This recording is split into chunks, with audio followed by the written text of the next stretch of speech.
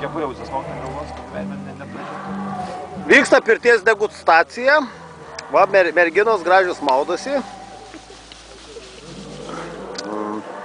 Ką nors apie pirtį prašom pasakyti?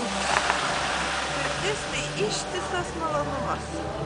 Aha, toliau.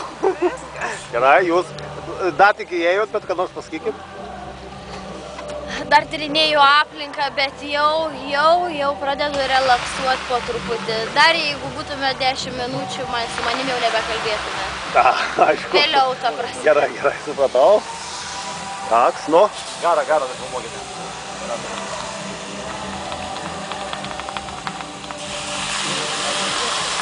Tebūnie tai.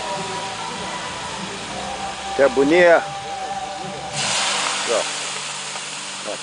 Čia profesionalus pirtininkas bando gaivinti pirtį. Gerai. Va, gerai. Dabar pažiūrėsim, ką lauke veikia žmonės, kad jie nesimaudavo.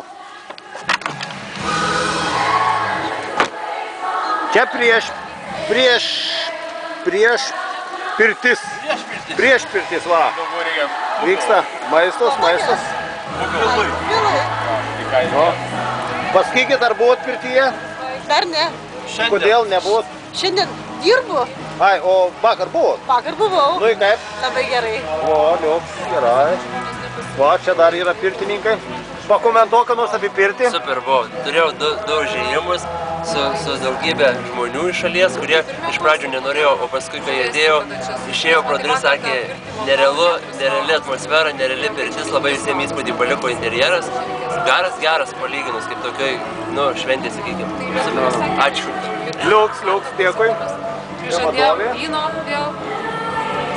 Čia vyrukai. O čia vyksta šventė.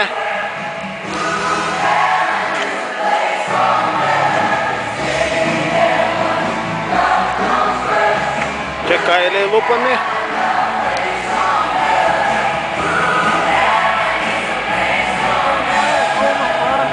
Ane? Oho. Čia dainuoja Kauno choras.